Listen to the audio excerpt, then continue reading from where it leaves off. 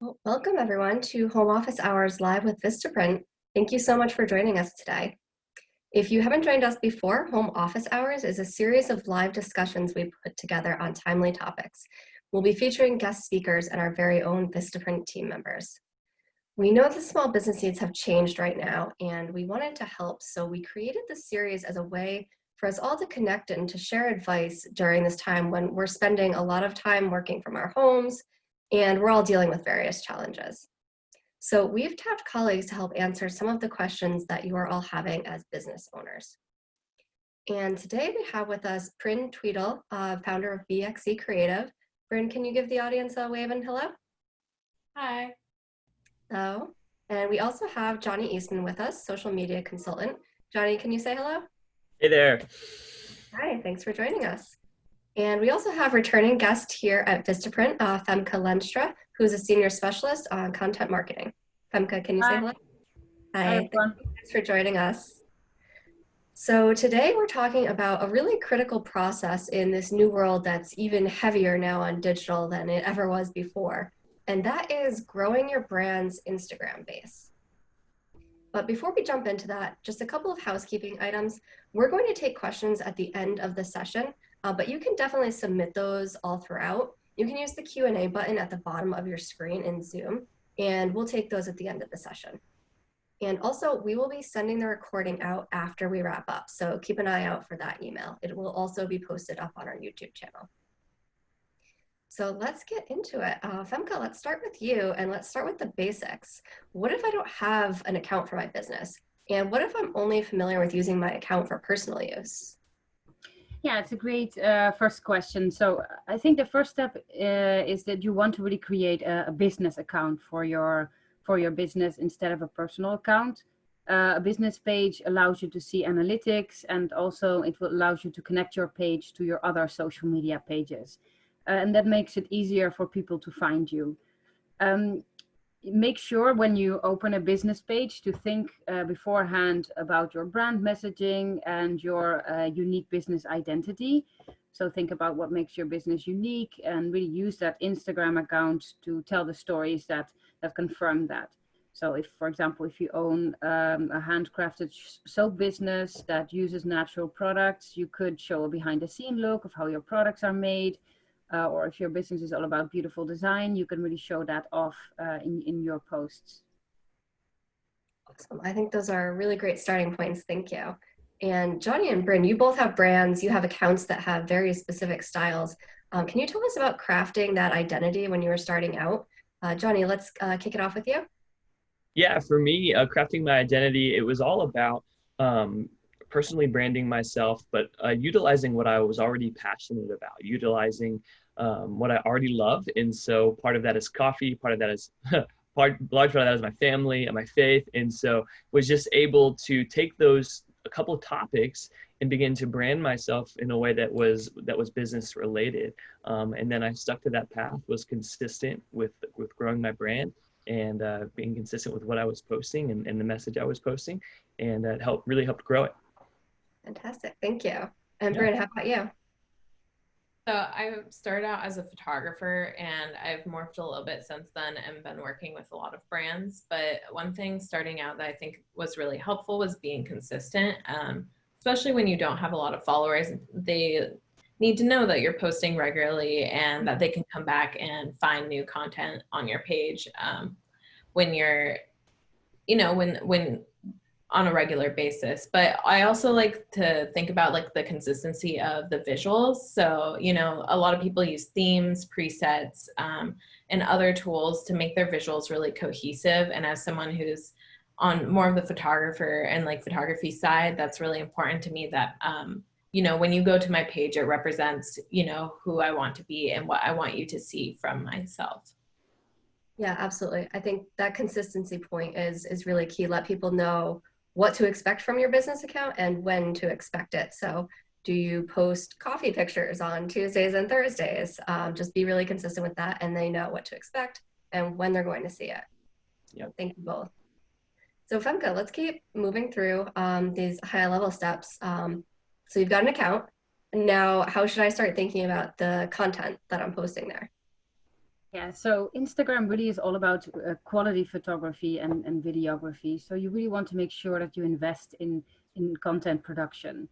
Spend some time learning how you can take better photos or videos at home, or hire a professional agency or photographer to help you with this. You can also find some great content on ideas and advice on our Vistaprint website that can help you with that.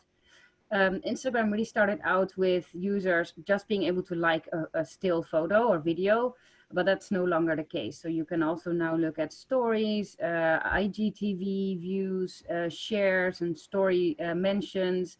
And with all these different types of content, it means that there's a lot of opportunity for you to increase your engagement and also your organic Instagram growth. So videos of up to 1 minute can be shared on your feed. In stories, you can share videos of 15 seconds.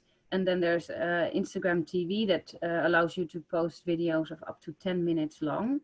So to start at the top, right after you created your account, at the top you see these highlights. And these are actually stories that you can post at the top of your page and that stay visible. And this is really a great place to give information to people about your brand identity, or product information, or basic information about your brand.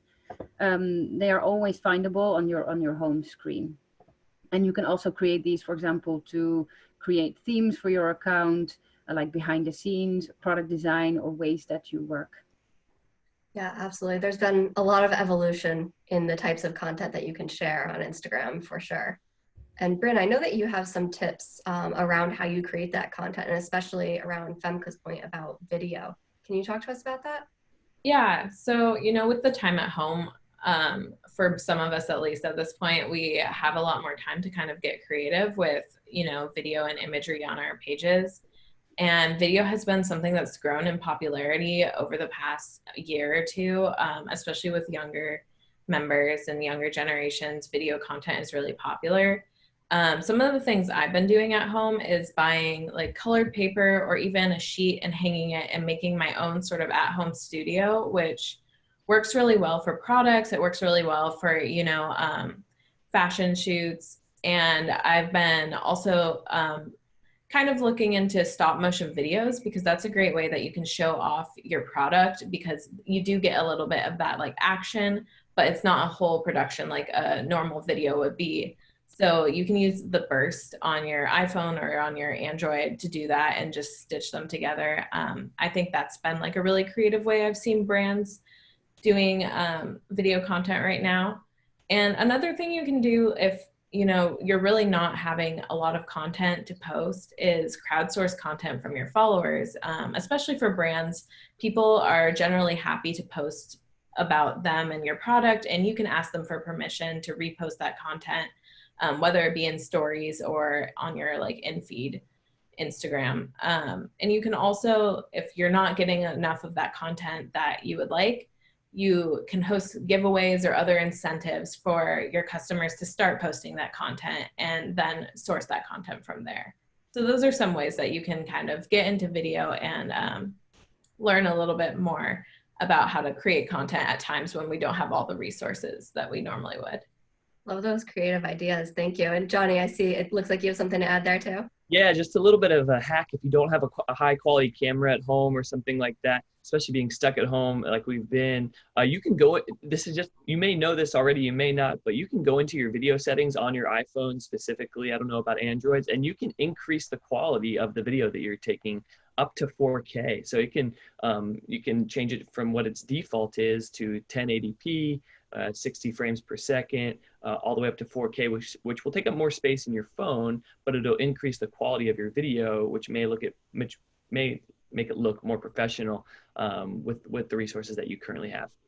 That's an awesome tip. Thank you. Thank you both. Femke, can you talk to us a little bit about amplifying that content? How do you make sure that more people see the content that you're creating? Yeah, so a few things you can do, especially if you're a local business, try tagging the location in your posts. This really helps to put your business on the map. Show how you're engaging as well with the local community, or post about recognizable local landmarks. Use hashtags that align with your content. or with trending topics that are currently going on, or events that are going on, and these really improve your discoverability and also improve engagement. It's really worth spending some time to review trending topics or events that are relevant for your business. It's a great way to boost your reach and engagement. So if you're a planner like me, you want to mark these relevant events in your calendar so you can really prepare for them in advance. Important is to really make sure that you join the conversation in a meaningful way, and that what you have to add to the conversation is relevant for your business and for the conversation, and to really stay authentic. Another way is to, I think Bryn also mentioned it, tag businesses whose audiences are relevant for you. This is really a good way to get more followers as well. And lastly, add calls to action. So make it really clear, think clearly about what your objective is with your posts, and make sure that you add a call to action. So if you want people to click on a link, then mention that to click on the link in your bio, or tell people to swipe up for more information. Yeah, so these are just a few things that you can do. Awesome. Thank you. Those are great tips. Johnny, do you have anything to add there about just amplifying and getting found? Yeah, absolutely. I mean, Instagram allows you to use 30 hashtags per picture. I would recommend personally using all 30 hashtags. Tag your location, like Femke said. Tagging businesses, tagging accounts that are relevant to the content that you're posting. Each one of those, each hashtag, each tag location is a tool that Instagram is giving you in order to expand your reach. And so from a marketing and business perspective, why wouldn't you use all the tools that social media is giving you in order to expand your reach? So that's a big part of it, is using those tools. And then I'm sure we'll dive into it a little later, but just being as human as you can be, whether you're a business or a personal brand, or just an individual looking to grow some sort of LLC, sole proprietorship. You want to be authentic. You want to be a human being. People relate with people, not with accounts. And so it's very important to show the human side of who you are and what your business is. Yeah, absolutely. I couldn't agree more. Sorry, Bryn, what did you have to add there? I was just going to add for the hashtags. One thing I see a lot of times is people using really large hashtags because they're the easiest for them to find. But talking about like expanding your reach, it's really great to like add location-based ones, smaller ones that are very niche and compared to your business, rather than using just large ones, because you'll really reach the people who care about your content.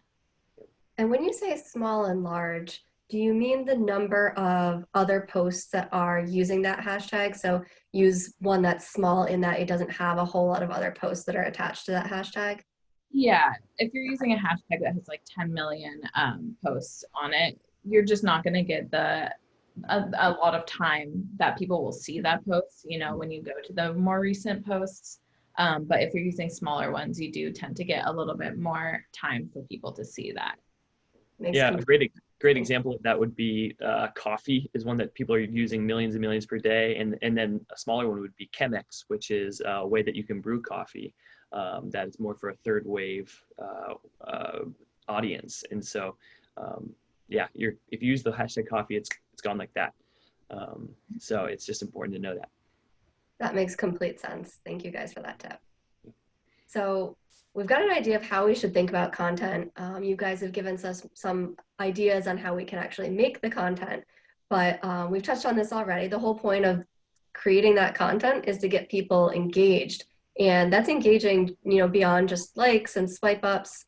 Femke, can you get us started talking about how we can move beyond posting and actually start engaging with that audience? Yeah, definitely important. So if you want a strong presence on Instagram, you need to do more than just posting your own content, interacting with other people's content, commenting on their posts. This really shows that you are sincerely interested in them and not just trying to get people to engage with your content. So respond to comments, also follow other accounts that are interesting to you or to your brand. Like other people's posts. The more people see you in their notifications, the more often they will think about your brand. So also encourage people to engage, of course, with your own content by asking them, for example, a question. People love quizzes or just quick questions for people to comment on. Make sure they're easy. And also tag other businesses or other users that you think are relevant or you think should see your message. And then for more specifically for stories, there's a million ways to ask people to engage. So you have these emoji sliders, quizzes, questions, the Q&A chat functions are a great way to start a conversation with your followers. And in the end of the day, that's really what it's all about. Yeah, absolutely. Those are great points. Thank you. Bryn, can you keep us going on the topic of stories, actually? Can you expand on the importance of those? Yeah, so I really like stories because they allow you to give a personal touch a little bit more than an in-feed post. A lot of times people don't actually read what you write in an in-feed post, but a story is a great way to connect with people on a regular basis, even more regular than you might be posting. And I feel like many brands underutilize stories because it seems like something that might be more for like the personal use, but they're a really great way to like put a face to your brand and add like additional information that you wouldn't really be giving in an in-feed post. For example, you can show detailed videos of like how a product works, and bring on experts or influencers to your stories to share, you know, their experiences, have a Q&A, have a conversation basically. So, you know, talking about Femke's point of engagement, that you can really use all these tools, these quizzes, these Q&As, even going live on stories to just bring more engagement to your page, because it allows people to have a little bit more user input and feel like they have a voice when it comes to your brand, rather than just like a static post where it's a little bit less of that sort of interaction. Some things that I like to do on stories, especially for brands, is, you know, have polls or questions about, you know, the product, see how you can make the product better.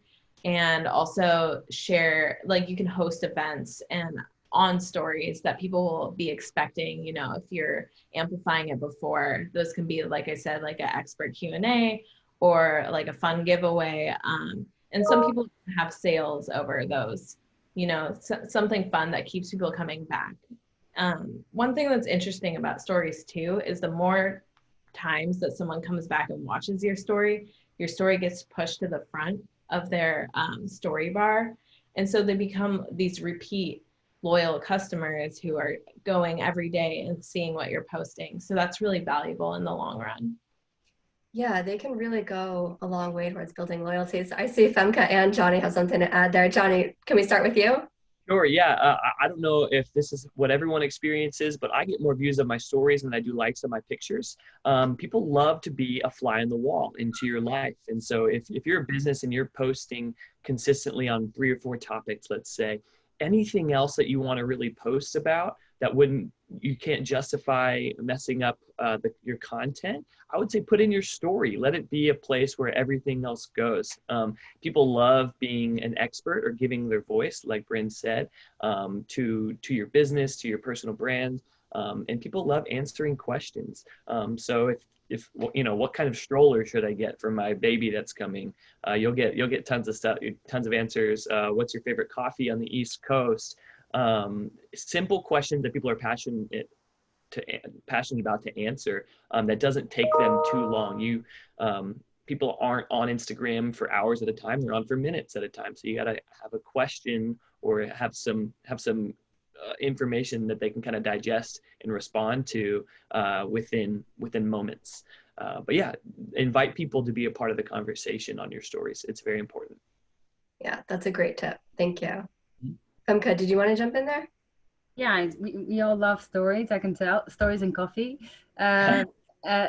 Just from maybe a more practical point of view, stories are also way better for linking to your websites, because you can lead people directly from a story through a swipe to your websites. Whereas on, for example, on InFeed, people need to take an extra step to go to your bio and then click on the link. So don't forget to add again a call to action or a swipe and a link to your stories.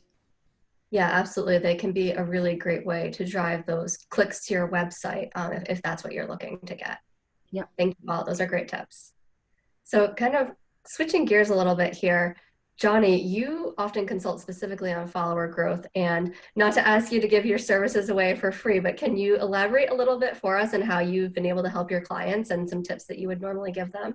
Yeah, absolutely. So like you said, I focus on helping people grow their brand organically in a way that doesn't compromise integrity or their image. And so I like to tell people it's better to grow well than it is to grow fast. Um, Another little thing I like to say is having a lot of followers but having little engagement is like preaching in a graveyard. You got a lot of bodies but nobody's listening. And so it's important that while your audience is growing, your engagement is paralleling your audience growth, because you want people to click through to your website. You want people to swipe up on your stories. You want people to buy what you're selling if you're selling something for your business. And the only way to do that is to get real and engaged audience members. So that's what I help teach people. A lot of it is, like I said, is about being a human being. And stop me if I begin to ramble. That's But an important point. you want people to engage with your content, and you have to do that back. You have to be a human, ask good questions, engage with other people's content that's relevant to yours, and then provide quality content as well. I like to say take the length of a song, maybe 4 or 5 times a day, and go through and like relevant pictures within relevant hashtags and comment on people's pictures. You can't just sit down for an hour once a day and like all this content. You need to pepper it throughout the day for it to be organic and connect with multiple audiences. So yeah, that's a lot of information in a little bit of time. Yeah. Thank you. I love the tip about taking the length of a song. I think that makes it really actionable and something you can sprinkle in throughout your busy day. And I think it's a really good point too, that engagement isn't just customers engaging on your account, but it goes both ways, that you can get that engagement back on your account by engaging with others. So that's an excellent point. Yeah. Commenting, replying to comments on your pictures is really important. You begin to grow a loyal audience, and when you begin to respond back to people on your content. And from an aesthetic perspective, if you have 5 comments and you respond to all 5 back, you now have 10 comments on your picture, which shows an interactive audience, and an interactive view as well. Yeah, absolutely. Thank you. Mm-hmm.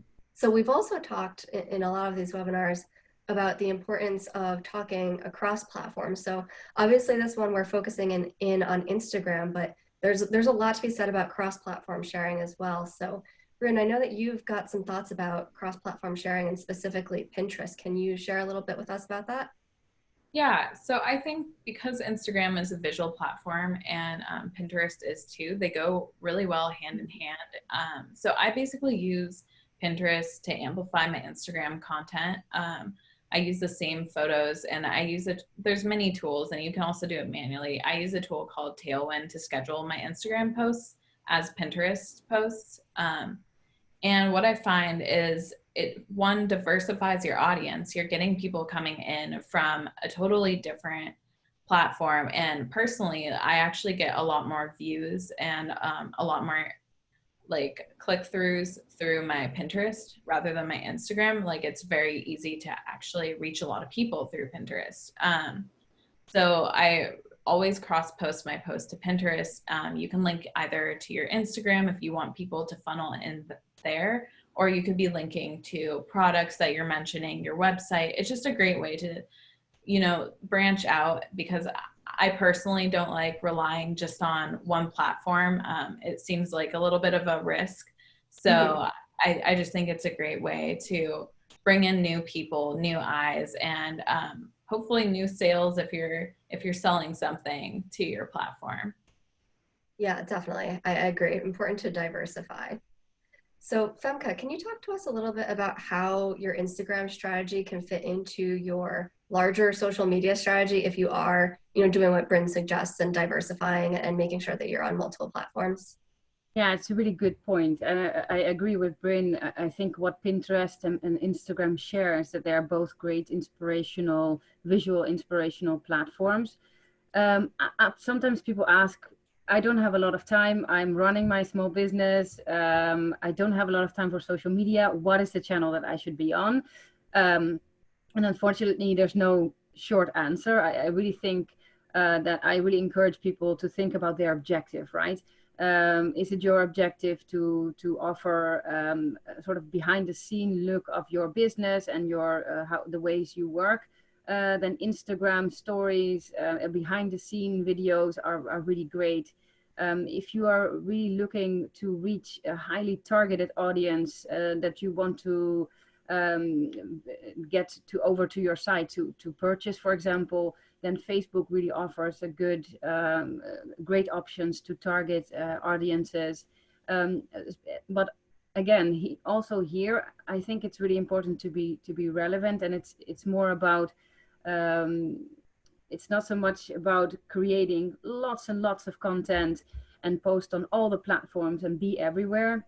You can keep it simple and just create one really good piece of content and spread it out across your platforms, on each platform highlighting a different side of that piece of content. So great photography on Instagram and a behind the scene look on the shoot on stories. At the same time, write up a great blog article for example, if you have a furniture business, you have great photography of your furniture on Instagram. You have a blog article on tips for people how to decorate their new kitchen, and you can share that on Facebook. And then on Pinterest, again, very inspirational. Let people know how they can get their hands on those beautiful products. So really make you, rather than creating different content for each platform, think about what your objective is for each for your content, and use that same content in different ways on different platforms. That makes sense. Yeah, that's great advice. Thank you. I think that definitely repurposing that content and tweaking it for your objective on different platforms is very important. So we'll go over to questions from the audience in just a couple of minutes, but I know that each of you have a couple of general high-level tips about using Instagram. Femke, can we start with you? Sure. Yeah, I thought maybe we've talked a lot about tips and things that people should do. I also put together maybe some don'ts. So I think people shouldn't worry too much about likes. There are so many ways for people to engage with your content, and likes are no longer the main form of engagement to focus on. So look at link clicks in your bio, comments, saves and shares, and also reach. And if you want to measure how successful your stories are, for example, views is a really important engagement metrics. Another don't I would say is maybe people already know it because no one is super focused on buying followers anymore, but I would say it's definitely a don't. Really focus on being authentic and being relevant to your audience, and making sure that you grow organically. If you have an account with, I don't know, 20,000 followers, but your posts are only getting a few likes and comments, then it's quite obvious that your audience is not really engaging and that your followers might not be true followers. And then lastly, really take time to grow your business, to grow your followers on your account, but also keep engaging and get people to engage with your content. So rather than really focus on your growth, focus more on engagement. That's a great set of do's and don'ts. Thank you. Bryn, any high-level tips?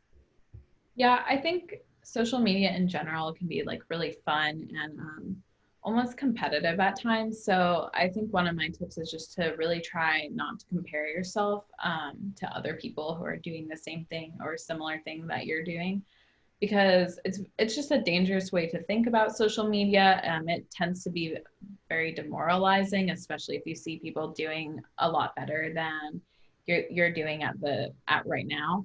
But I think instead of comparing each other to each other, we can take away, the good things that people are doing, or the things that you really look up to, and you can take those tips and apply them to your own social media and grow in that way, rather than in a way that's a little bit more self-destructive. I also think that a lot of times, like I talk about consistency and having a posting schedule and having all of those, but at times social media can get to the point where it is a little bit overwhelming, and you shouldn't feel guilty for taking a step back or just reevaluating the message you're trying to send, reevaluating what you're posting. So there should be no guilt of taking like a social media break or just lying low for a little bit. Yeah, I couldn't agree more. Thank you. Johnny, how about you? Anything to add there? Absolutely, yeah. To kind of piggyback of what both of them have said, yeah, don't be afraid to take a step back, take a deep breath, and recognize that social media is great, but it's a branch of your business. It's not the only way you should be reaching new clients, reaching new business. It's a great tool, but it's not the whole tree. It's just the branch, and so pay attention to it, attend to it, but it shouldn't be where your entire focus is. Um, in regards to consistency, it is super important to be consistent, which can feel overwhelming. But take a step back, and what I like to tell my clients is take advantage of themed days when you're thinking about posting. So just real silly Taco Tuesday or Woman Crush Wednesday, whatever they are, Throwback Thursday, and that way you can break it down and go, okay, I need 4 taco posts for this month. And so that doesn't seem as overwhelming as I need a month's worth of content. So you can begin to break it down like that. Again, don't preach in a graveyard. You want to have an audience that's engaged. And so don't focus so much on your follower count as you're focusing on your engagement. And that requires you to engage back. Or engage back. And then last little tip, silly little quote, but it's very true. Nobody cares about what you know until they know that you care. And so it's important that your audience knows that you're a human being, even if you are a brand. It's important to know that there's a face behind the brand, and that you're real, that you're not just a logo, that you want to engage with your audience. You will create a loyal audience, of a dependable audience, an audience that will get behind you and fight for you and your brand, if you're willing to engage and fight for them as well. So that's a really big part of it. Those are excellent tips. Thank you. And just personally, I really love Taco Tuesday posts. So I'll put in a plug for those. Great idea. Yes. All right, so I'm going to turn it over to the audience now for questions. So I mentioned in the beginning, you can use the Q&A button at the bottom of your Zoom screen to submit those questions. I see that we have a few already, so we'll get started taking those. So here's our first one. It really goes to the point of consistency that I know each of you have talked about, and you each work on a slightly different business. So I would love if all of you could weigh in on this one. So how often should I post on Instagram every week? Johnny, it would be great if you can start with us, and then I'll send it over to the other two of you, because I think each of you will have a slightly different perspective on this. Sure. So from my perspective, I would recommend posting no more than twice per day. But I would recommend once per day. So 7 times a week. I say that there's kind of 3 posting schedules that you can apply to your feed, depending on the amount of time that you have. So 3 times a week, Monday, Wednesday, Friday, 5 times a week, Monday through Friday, or 7 days a week, Sunday through Monday. That would be my recommendation. But you don't want to fill people's feeds up with content again and again and again, because it just, as silly as it sounds, it kind of gets annoying, and you don't want to lose an audience because you're over posting. Awesome. Yes, thank you. Bryn, how about you? What do you think?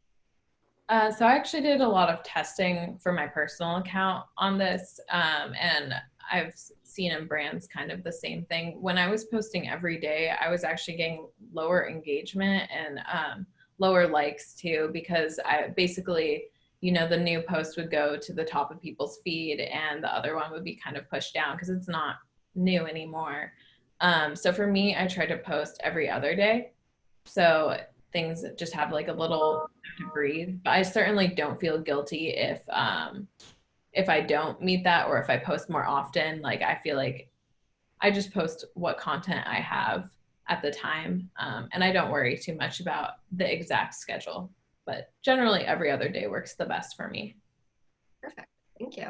And Femke, how about you? What would your advice be? Yeah, I absolutely agree with Johnny and Bryn. I think you definitely don't want to have an overkill.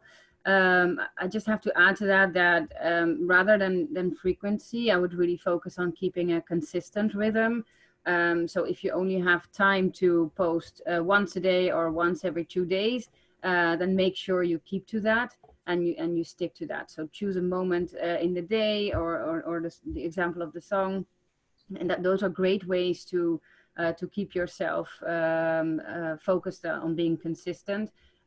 Because really posting once in a blue moon is not really helping. Perfect. And last thing, I got great advice about when you're hosting an event somewhere to post only on event days, to potentially think about posting 3 times that day. The 3 times you should post is before the event to show what people are going to miss if they're not there. The second time would be during the event to show people what they're missing. And the third thing would be what they've missed. And so it really creates this fear of missing out almost. And you can say, this is what's happened, and you should definitely be here next time. So that's the only time I would recommend posting more than once or twice per day, is when you're hosting an event. I think that makes complete sense. Thank you. Yep.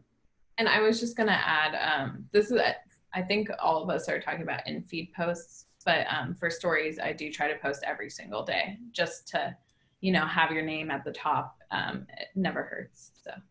Yeah, that's an excellent point. Thank you. Definitely good to keep in mind that there are more content formats than just posts. Yes. So Femke, you mentioned earlier, you're a planner, so I'm going to send this question over to you. I want to try using an editorial calendar to help me plan my content and be consistent.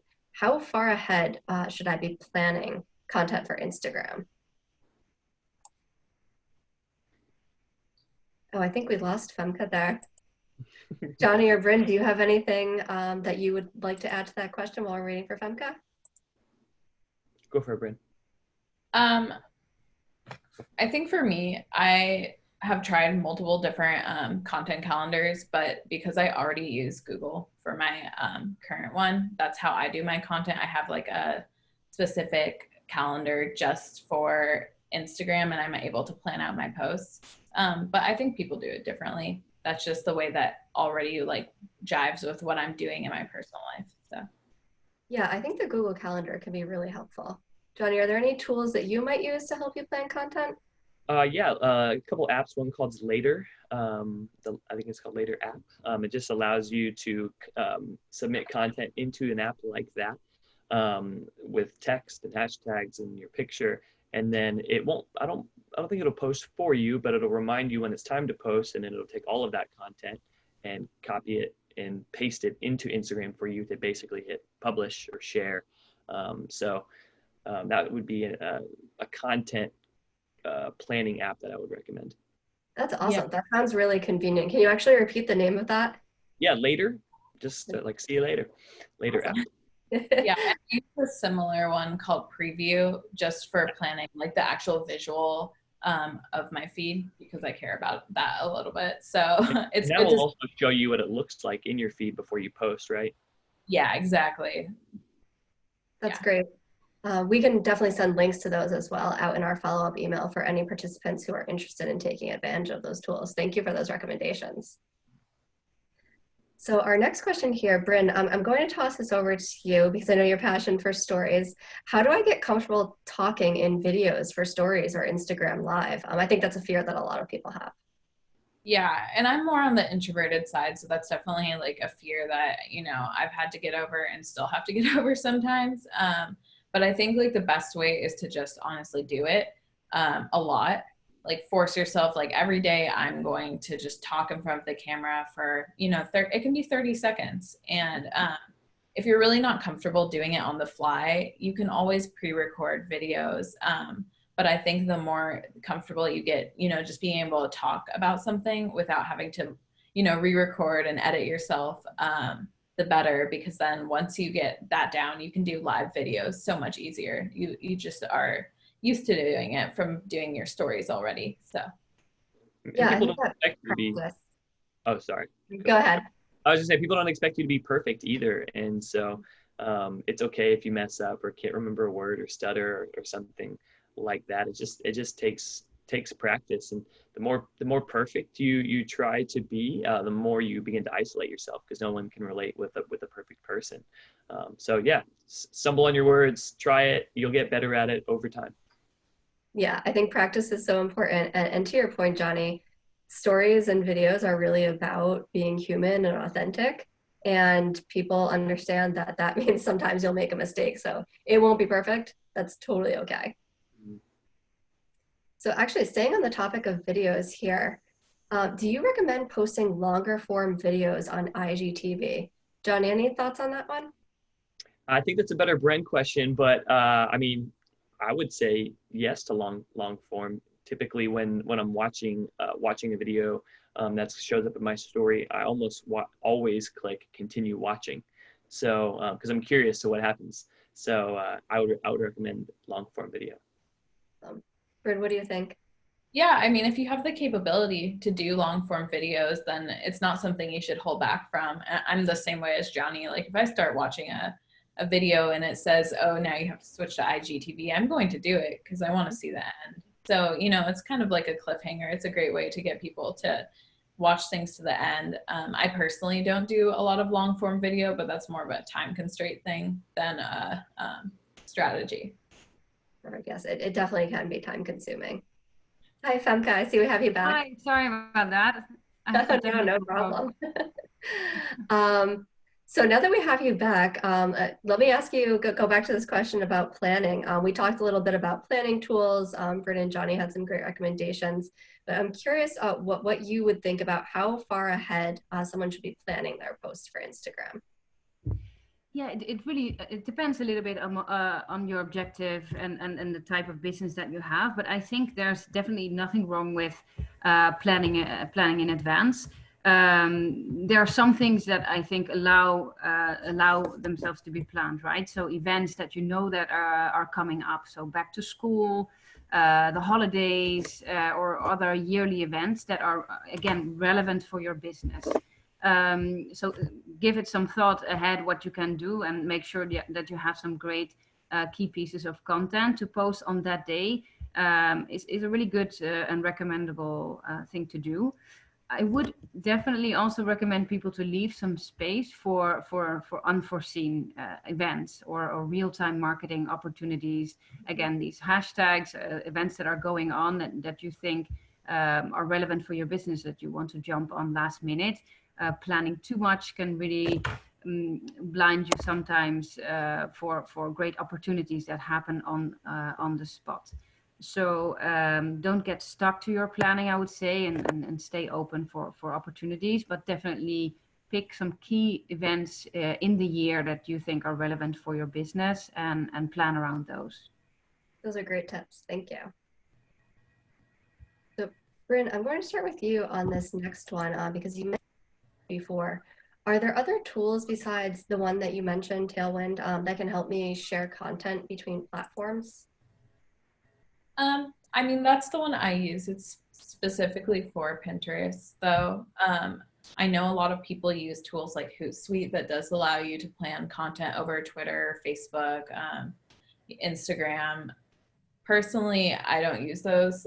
But there is a great way also through Instagram. If you're making a post, you can share it directly to your Facebook page, or like other social media that you want to share it to, Twitter. I think you can also share it directly to Pinterest. So that's a great way that if you don't have, you know, maybe a copy change, or you just want to share exactly what you posted to different outlets, that's a great way to do it, just with the built-in features. Perfect, thank you. And while we're on the topic of tools here, Femke, maybe you can take this one. Are there any tools you recommend that can help me with reposting user-generated content? Yeah, so there are several ways that you can repost on Instagram, whether that's photos or stories. If you have a business account and you are shared and you are tagged, in a story, Instagram offers you the possibility to reshare that story. So definitely keep an eye out on that. You get a notification every time someone mentions you in their story. And if you go through those mentions, you have the option of sharing those stories directly to your story feed. For in-feed photos, like Bryn mentioned, you have the option to share on Facebook or Twitter via the Instagram tool, or to post or to copy the URL so you can post externally. And then if you want to share Instagram in-feed posts on Instagram, there are some apps available like Repost or Repost for Instagram or Insta Repost that allow you to repost on Instagram directly. And then there are also ways to download an Instagram photo. But if you plan on posting someone else's photos, I would really make sure that you have the permission, that you always tag the account you're using the photo of. And it's also good practice to add a hashtag repost, for example, if you do that. Very helpful. Thank you. So I want to call out here, we do have a few more minutes. I see that we have one more question that we haven't answered yet. So if you do have a question, put it into the Q&A here in Zoom. Otherwise, we will wrap up after we take this last question here. So Bryn, I am going to send this question to you as a photographer. The question is, do I need a professional camera to take pictures for Instagram? I would say that you definitely don't. For most people, you know, with the cameras that you have on like an iPhone or a Samsung or other cell phones, they're perfectly good for, you know, making content. Like Johnny said, you can increase, especially for videos, the resolution, which is going to really help you out if you're trying to post, you know, higher quality content. I at one point was almost exclusively shooting on a professional camera for my account. And what I found is, you know, the photos are great, but it can take a long time through the editing process when you're using professional equipment. And sometimes it's just not the best choice, especially in the case of like events or, you know, just taking something that is timely rather than planned. You don't always have access. So I definitely don't think it's a need. It's a nice to have if you're, you know, if you want to learn how to use one, but definitely not necessary. That's great advice. Thank you. Right, so I don't see any further questions coming in, so we're going to wrap it up for today. This has been great advice, all of you. Thank you so much. I know Instagram can be really overwhelming for individuals and business owners alike. We are going to be hosting these every Tuesday on various relevant topics, so we really want the audience's feedback on that. There will be a short survey, super short, I promise, at the end. We'll send it out in email afterwards as well. Take just a couple of minutes, tell us what you want to hear, what would make this more valuable for you. We do like to end each of these by asking our panelists for each of their final thoughts. So I will turn it back over to them quickly to wrap us up. Tell us what your big takeaway is from today's conversation. Bryn, can we start with you? This isn't something I touched on, but I think an overall takeaway right now is to be intentional. There's no point of posting until you know why you're posting and the message that you want to send out. And it's just better to have a purpose than to be posting content that is really just to be there. Perfect. Thank you. Johnny, how about you? Yeah, I think Ren, you nailed it. But just being intentional about what you're posting, being consistent in what you're posting, caring about your audience. And I think that's some of the biggest things you can do as a brand, whether it's a personal brand or a storefront property, caring about your customers, caring about your audience. That's key.